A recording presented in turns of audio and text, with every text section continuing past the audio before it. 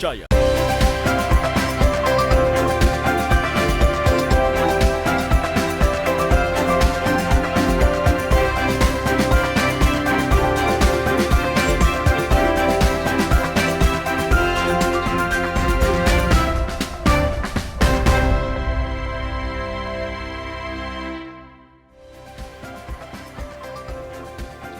Selamat pagi saudara, apa kabar Anda hari ini? Senang sekali saya Linda Wirawan dapat kembali menjumpai Anda di program Sapa Sulsel edisi hari ini. Seperti biasa, kami akan menghadirkan dialog yang tentunya unik dan informatif untuk menemani aktivitas Anda di pagi hari ini.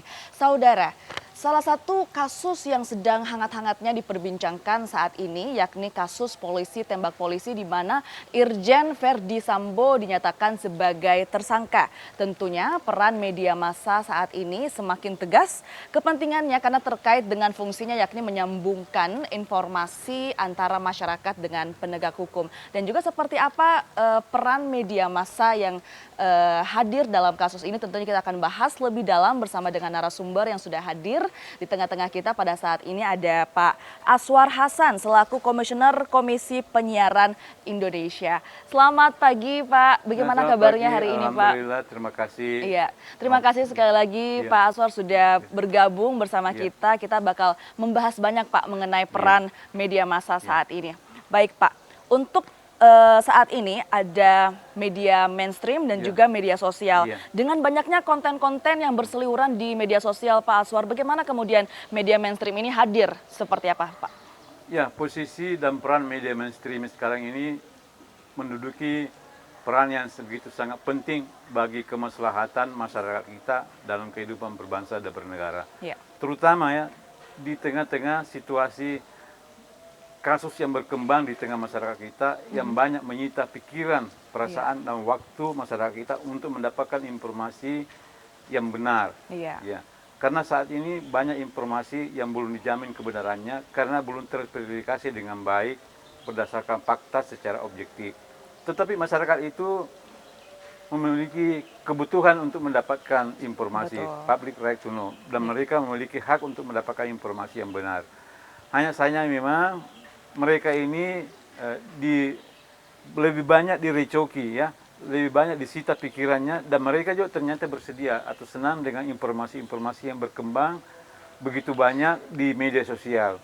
Dan salah satu karakteristik daripada informasi media sosial itu kontennya itu tersaji secara berani, cepat ya, dan memenuhi kebutuhan rasa ingin tahu masyarakat kita. Betul. Nah sayangnya tidak semua informasi yang berkembang di media sosial itu benar adanya. Olehnya itu posisi dan peran media mainstream seperti televisi, surat kabar, cetak, radio yang sudah terinstitusi dengan izin itu penting untuk apa? Yaitu bagaimana informasi yang berkembang di media sosial kita itu yang bercampur baur antara benar atau tidak, yang menciptakan keraguan, rasa penasaran masyarakat, itu dijawab oleh media mainstream. Nah disitulah peran penting media mainstream seperti televisi Kompas misalnya, untuk hadir bagaimana menseleksi informasi yang berkembang di masyarakat kita itu, dan kemudian bagaimana informasi itu diverifikasi. Dan hasil verifikasi itu kemudian disiarkan kepada masyarakat, sehingga masyarakat bisa menseleksi, bisa mengetahui dan bisa memilah ini yang benar, ini yang faktual, ini yang objektif dan sebagainya. Dari beragam informasi yang berseliweran dalam pikiran mereka yang sehari-hari menyita waktu mereka. Iya, tadi ada yang unik dari Pak Aswar, katanya media sosial itu cepat, berani dan memenuhi kebutuhan ingin tahu masyarakat. Bagaimana kemudian media mainstream bisa bersaing dengan media sosial yang tadi dikatakan cepat, berani seperti itu? Ya, jadi keunggulan kompetitif daripada media sosial jika dibanding dengan media mainstream itu 3 tadi, yaitu mereka itu lebih berani. Yang mengapa mereka lebih berani? Karena relatif belum jelas dan tegas undang-undang yang membingkainya atau yang mengaturnya atau yang membimbingnya. Kemudian lebih cepat, lebih cepat karena mereka tidak perlu lagi rapat redaksi dan sebagainya. Bisa langsung dari lapangan, langsung ditayangkan atau mereka siarkan untuk masyarakat. Nah kemudian yang ketiga itu mereka ini lebih bebas untuk memenuhi rasa ingin tahu masyarakat, terutama untuk konten siaran dari aspek sensasional dan dibumbu-bumbui oleh gosip-gosip. Nah, informasi seperti ini kan menjadi sesuatu yang dikejar-kejar di mana-mana, terutama oleh masyarakat kita secara umum. Nah, sementara media mainstream seperti TV ataupun radio itu tidak bisa sembarangan. Ya. Dia harus menyiarkan sebuah berita, sekalipun itu menarik, harus didukung oleh fakta. Nah, dia harus mencari fakta, dia harus cross-check kemana-mana, dan kemudian disajikan secara objektif. Nah, itulah kemudian yang menjadi hambatan, tetapi sebenarnya itu sekaligus menjadi keunggulan. Artinya, mengapa saya katakan keunggulan? Artinya kalau masyarakat mau mencari informasi yang benar, ya nonton televisi, baca surat kabar yang terinstitusi, yang sudah jelas. Ya. Jangan sekadar mengandalkan informasi dari media sosial, baik melalui TikTok, ya, video on demand ataupun podcast dan Instagram dan sebagainya. Karena informasi dari situ itu tidak jelas siapa memverifikasi, tidak didukung sangat kuat oleh fakta, dan belum tentu tersajikan secara objektif melalui kru redaksi mereka. Karena mereka relatif, pertama media sosial itu tidak jelas apakah itu suatu lembaga informasi yang dikatakan sebagai pers yang sudah terverifikasi itu. Kemudian krunya apakah itu bekerja secara profesional berdasarkan kaidah-kaidah aturan profesionalitas. Itu belum ada jaminan untuk media sosial. Sementara di media mainstream seperti televisi, seperti contohnya media Anda, itu sudah jelas, ya, dia adalah lembaga pers, orang-orangnya profesional, sudah teruji lewat pendidikan ataupun kursus seperti Anda. Nah, sehingga informasi yang tertuang di televisi, ya, atau di media mainstream itu menjadi jaminan bagi masyarakat untuk mengatakan bahwa informasi itu benar atau tidak. Iya, tapi kalau dikatakan tadi Pak, yang saya tangkap dari pembicaraan Anda bahwa media mainstream ini dibatasi dengan regulasi-regulasi. Lantas kemudian bagaimana bersaing dengan media sosial tadi yang dikatakan cepat dan berani dan bahkan dibilang tanpa regulasi seperti itu Pak? Ya, dalam konteks itu maka salah satu hal yang terpenting dalam hal ini adalah bagaimana ada literasi. Literasi ini penting dalam rangka menyadarkan masyarakat bahwa jangan sampai mereka terjebak dan terjerembab dalam informasi media sosial sehingga pengambilan keputusan mereka itu tidak menjamin keakuratannya dan kemaslahatannya. Olehnya itu, masyarakat ketika selesai menonton ataupun menyerap informasi di media sosial, maka dia harus simpulkan atau mengakhiri kesimpulan informasi itu melalui media mainstreaming. Karena media mainstreaming itu jelas informasinya sudah terverifikasi secara profesional. Nah, itulah pentingnya bagaimana media sosial itu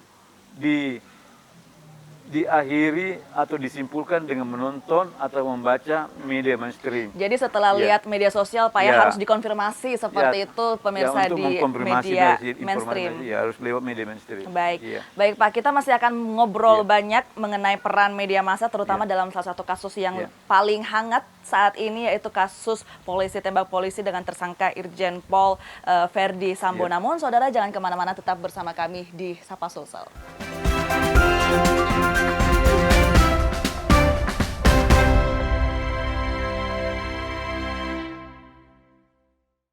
Sambut era TV digital bersama Kompas TV.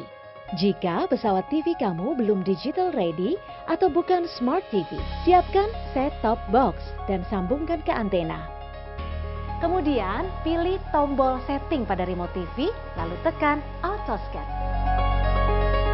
Jika pesawat TV kamu sudah digital ready, cukup pilih tombol menu pada remote TV. Kemudian pilih setting, pilih saluran, lalu auto scan. Mudah bukan?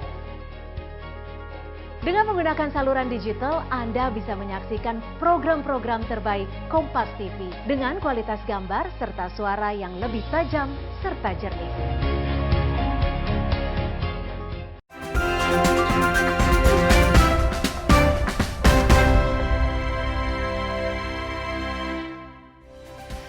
Ya, saudara, terima kasih Anda masih bersama kami di Sapa Sulsel. Kita masih bersama dengan Pak Aswar Hasan. Kita masih akan membahas banyak Pak mengenai peran media terutama dalam salah satu kasus yang paling viral saat ini, yakni kasus dengan tersangka Irjen Pol Verdi Sambo. Pak, bagaimana kemudian Anda melihat pemberitaan kasus Verdi Sambo yang sedang marak saat ini, Pak? Ya, kita harus jujur mengakui bahwa kasus pemberitaan Ferdy Sambo akhir ini begitu banyak menyita perhatian Betul. masyarakat kita. Iya. Sampai Presiden pun ikut membicarakannya dan mengeluarkan amanatnya supaya kasus ini diungkap secara transparan dan tuntas. Iya. Nah, satu hal yang penting sekali untuk kita ketahui, untuk digarisbawahi, bahwa kasus Ferdy Sambo ini pada awalnya kan masih kabur. Betul, Ya, ya. di mana diinformasikan, dan informasi itu dari sumber yang resmi dari pihak kepolisian sendiri, bahwa telah terjadi tembak menembak, terjadi pelecehan dan sebagainya. Ya. Tetapi yang menarik akhir-akhir ini, hal itu kemudian terkoreksi bahwa itu tidak benar terjadi tembak menembak. Yang terjadi adalah menembak, terjadi eksekusi. Betul. Jadi tidak ada tembak menembak. Dan kemudian baru-baru ini juga diinformasikan oleh kepolisian bahwa tidak terjadi pelecehan sosial, pelecehan seksual. Iya. Ya. Bahkan melalui media mainstream telah diinformasikan bahwa sekitar kurang lebih ada 5 poin kebohongan yang mulai terkoreksi terkait dengan kasus Ferdy Sambo. Nah, pertanyaannya adalah bahwa siapa yang menyebabkan berita informasi tersebut kemudian terkoreksi dari tidak benar atau ada kebohongan di dalamnya menjadi sesuatu yang benar adanya sesuai dengan fakta. Itu adalah karena peran media. Peran media. Peran Pak, media. ya. Ya, media lah yang mendorong itu sehingga terjadi pengungkapan kebenaran atas kepalsuan yang terjadi sebelumnya, terutama di media sosial. Iya. Tetapi sekali lagi sangat disayangkan informasi yang begitu kencang terjadi di media sosial itu berbaur dengan berita hoax. Bahkan sebenarnya kalau kita cermati informasi di media sosial itu sudah terjadi apa yang disebut dengan trial by the media sosial, by social media. Artinya sosial media itu telah melakukan penghukuman, ya telah melakukan penghakiman terhadap baik dari sisi Ferdy Sambo dengan keluarga maupun dari sisi Brigadir J sebagai korban. Itu telah terjadi penghakiman oleh media sosial. Kenapa? Karena mereka ini tidak dibingkai oleh aturan yang secara jelas dan tegas tentang informasi mana yang boleh dan tidak boleh ya disajikan. Tetapi kemudian hal itu terkoreksi ya oleh media mainstream. Nah, itulah pentingnya ibu-ibu ataupun masyarakat kita menonton media mainstream Iya. ketika mereka telah menonton atau mendapatkan informasi dari media sosial. Nah, media mainstream ini kemudian menginformasikan. Dengan kata lain bahwa media mainstream ini telah melakukan 3 hal sehingga itu bisa menjadi garansi atas informasi yang disiarkannya. Pertama, dia menseleksi. Ya, dari semua informasi yang beredar di media sosial itu dia pilih yang mana cocok untuk masyarakat dan yang mana lebih penting dari yang terpenting lainnya. Dan kemudian melakukan verifikasi. Ya. Jadi media mainstream ini melakukan verifikasi dari sejumlah informasi yang beredar di media sosial yang dikonsumsi oleh kebanyakan masyarakat kita. Kemudian terakhir adalah media mainstream itu dalam rangka fungsinya sebagai social control ya dan kritik juga melakukan reinforce, yaitu penguatan kembali terhadap informasi yang beredar di media sosial. Karena informasi yang beredar di media sosial itu tidak semuanya juga bohong, tetapi tidak sedikit juga yang bohong. Iya. Ya. Nah, media mainstream itu menseleksi, memverifikasi dan memberi penguatan bahwa inilah informasi yang terpenting di masyarakat, yaitu misalnya masyarakat menginginkan sebuah kebenaran karena ada fakta-fakta yang membantah kebenaran itu, maka kepolisian akhirnya mengumumkan bahwa sebenarnya ya tidak terjadi tembak menembak tetapi terjadi penembakan atau eksekusi. Jadi itulah fungsi media. Dari tadi Pak Asror katakan bahwa dari sebenarnya ada fakta yang terungkap, kemudian dikoreksi seperti itu. Pastinya ada tekanan ya dari publik seperti itu, baik itu melalui media sosial dan kawan-kawannya. Tapi dari Pak Asror kira-kira kenapa sih kasus ini bisa sangat menarik perhatian? Kasus ini ada di mana-mana, baik itu di media sosial tadi Pak Asror katakan, juga ada di media mainstream. Apa faktor yang membuat kasus ini kemudian menarik banyak perhatian publik, Pak? Secara umum kasus ini seksi sekali ya. Nah, pertama karena ini terjadi di institusi kepolisian yang selama ini begitu dibanggakan dan dihormati oleh masyarakat. Kemudian aktor ataupun pelaku utama atas kasus ini bukan orang sembarangan. Ya. Dan ketiga, Presiden sudah ngomong. Ya, berarti persoalan ini menyangkut kepentingan orang banyak. Nah, dan lebih menarik, Menko Polhukam Mahfud MD itu bahkan menegaskan bahwa dia berterima kasih akibat peran daripada media. Karena peran media, maka kasus ini kemudian terungkap secara lebar dan terverifikasi informasi sebelumnya yang ternyata bohong. Nah, itu akibat peran media. Dan masyarakat itu punya kecenderungan psikologis ingin tahu yang mana Betul. sebenarnya Iya. dan bagaimana akhirnya. Nah, sampai saat ini masyarakat itu masih penasaran kira-kira bagaimana ujungnya kasus ini. Nah, disinilah perlunya ada kompetisi secara sehat dengan peran aktif dari media mainstream dalam rangka bagaimana meneruskan sekaligus memverifikasi informasi yang berkembang di masyarakat via media sosial. Iya Pak, kalau tadi dikatakan bahwa kasus ini mendominasi baik itu media mainstream ataupun media sosial, apa dampak buruknya Pak? Ya, dampak buruknya kalau informasi ini lebih banyak tersiarkan secara tak terverifikasi oleh media mainstream, maka terjadi persepsi buruk di kalangan masyarakat kita, terutama kepada misalnya institusi kepolisian Iya. maupun terhadap negara ini sendiri. Karena kasus ini ya begitu ya banyak menyita perhatian dan kemudian arahnya tidak jelas dan lebih banyak informasi yang tidak jelas serta didukung oleh fakta yang berkembang di masyarakat.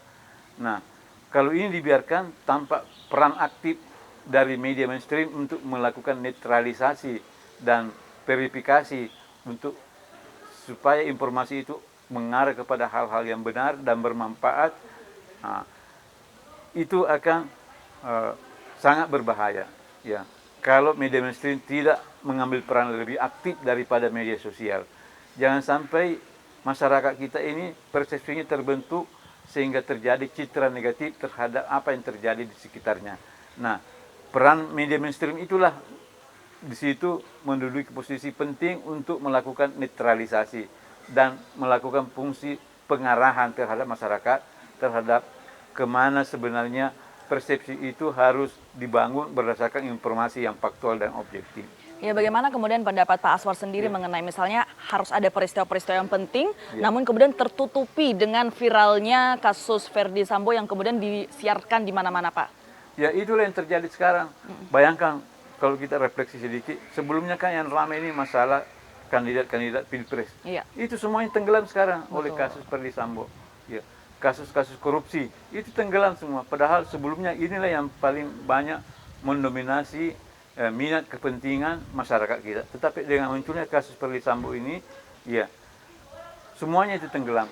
Mengapa? Karena kasus Ferdy Sambo ini memenuhi unsur nilai berita, yaitu bahwa menyangkut hayat hidup orang banyak dan di dalamnya ada aspek kontroversial antara benar atau salah. Nah, aspek kontroversial seperti ini itu mendorong rasa ingin tahu masyarakat, sehingga inilah yang menyebabkan terjadinya dominasi informasi kasus Ferdy Sambo ini dibanding dengan berita atau kasus informasi lainnya. Iya, jadi ada unsur kontroversi Ya, ada unsur seperti itu kontroversi, sehingga ya. kemudian kasus ini menuai banyak perhatian dari masyarakat seperti itu ya Pak Aswar. Namun kita tahan dulu Pak Aswar, kita masih akan ngobrol banyak terkait dengan peran media dalam terutama di dalam kasus polisi tembak polisi dengan tersangka Irjen Pol Ferdy Sambo. Namun saudara jangan kemana-mana, tetap bersama kami di Sapa Solo.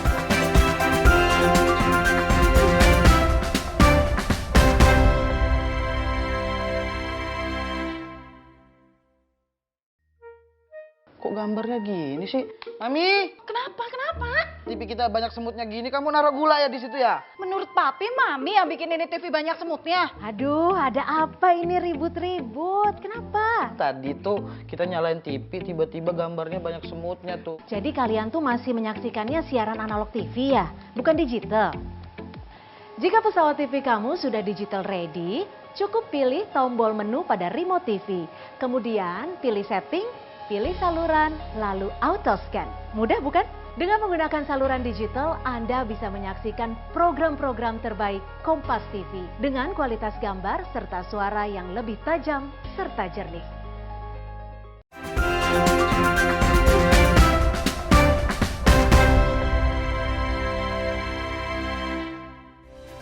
Terima kasih saudara, Anda masih bersama kami di Sapa Sulsel dan kita masih bersama dengan Pak Aswar membahas mengenai peran media dalam terutama kasus-kasus yang sedang hangat diperbincangkan saat ini. Kalau tadi Pak dikatakan bahwa ada unsur kontroversi dalam kasus ini, kira-kira sampai kapan kasus ini kemudian masih menjadi fokus utama perhatian media Pak? Saya perkirakan sampai di pengadilan. Sampai di pengadilan? Sampai jatuh vonis yang mana sebenarnya bersalah dan seberapa berat hukuman yang harus ditanggung oleh yang pihak bersalah itu.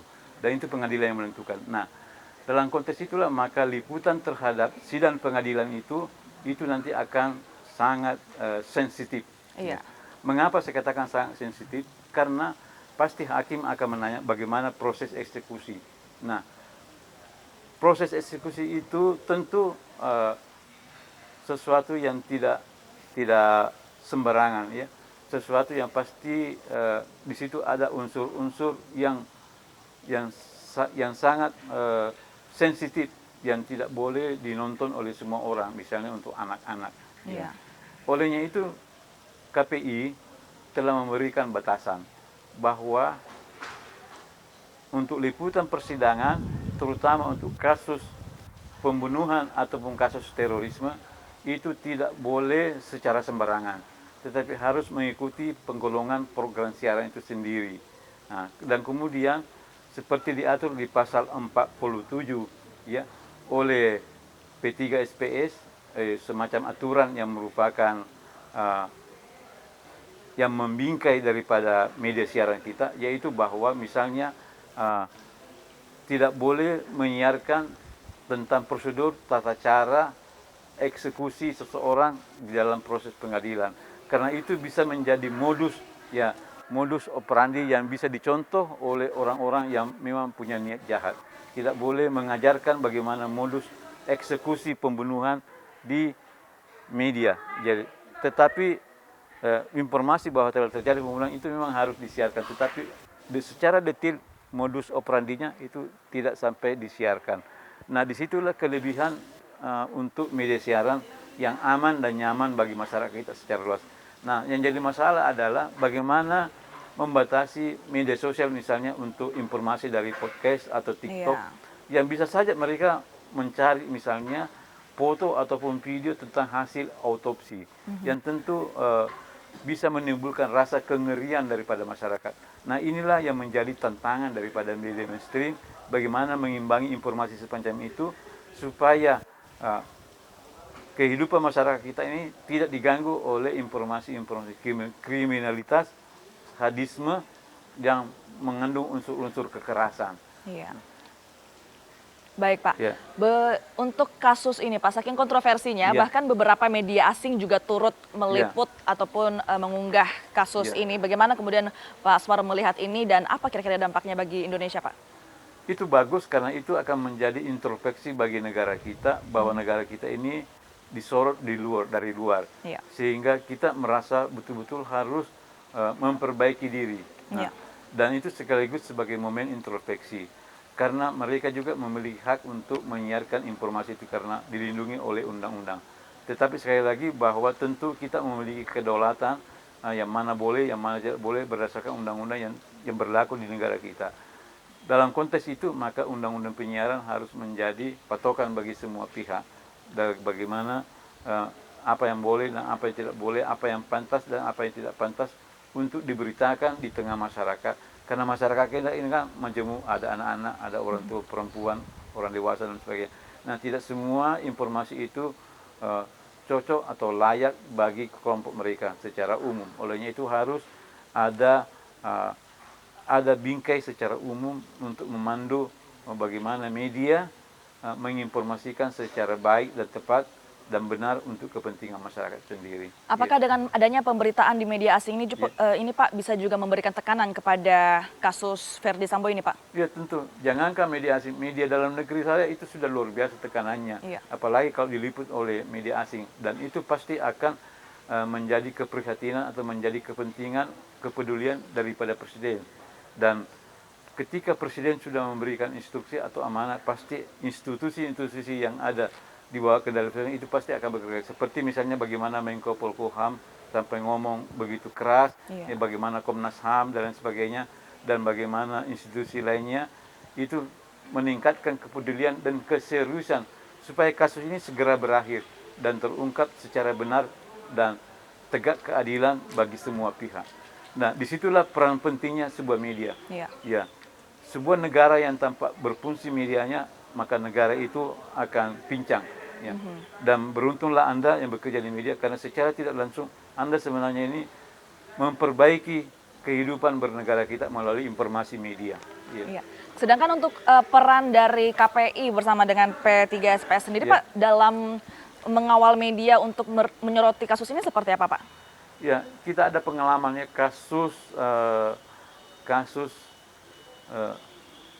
kopi yang Iya. dianggap mengandung arsenik, Iya, iya. yaitu kasus Jessica. Iya. Ya, di mana di pengadilan Jessica itu luar biasa, ya, sehingga terbentuk opini yang dalam bentuk penghakiman terhadap terhadap pihak yang terdakwa, yang diduga itu bisa mempengaruhi persepsi para hakim Iya. ataupun para jaksa.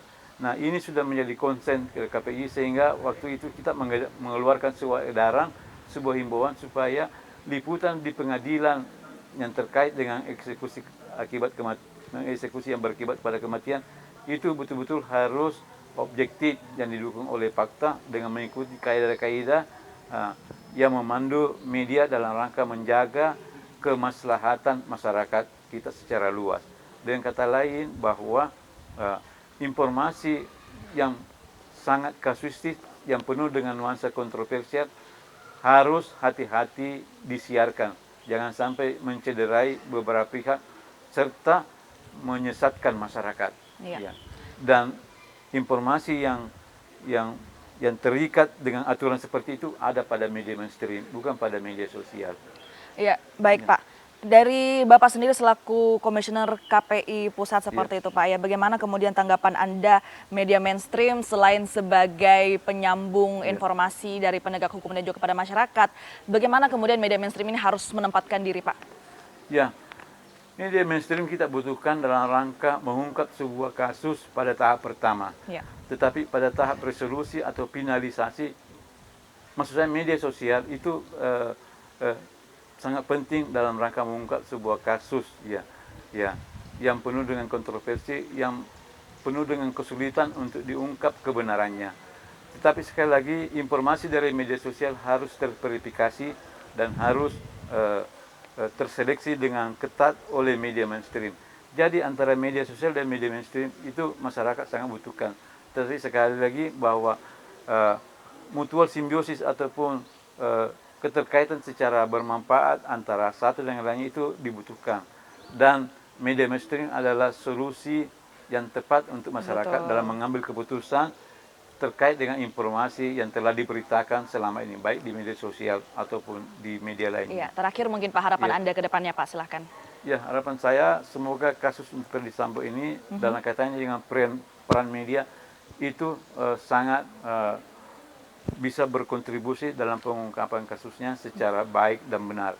Dan masyarakat mendapatkan informasi juga secara baik dan benar, sesuai dengan aturan-aturan yang telah membingkai informasi media itu sendiri. Ya. Baik.